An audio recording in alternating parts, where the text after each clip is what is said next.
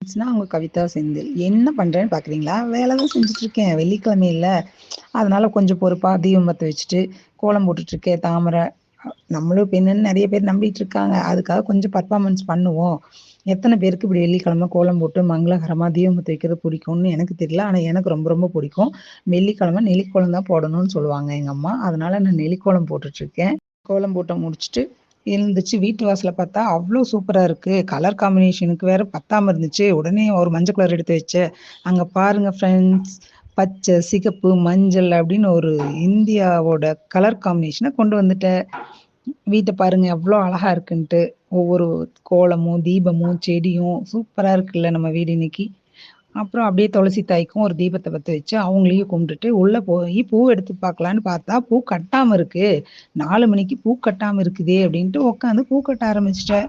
சாமிக்கு கொஞ்சம் குண்டு மல்லி கட்டிட்டு, எனக்கும் கொஞ்சம் குண்டு மல்லி கட்டிட்டேன்.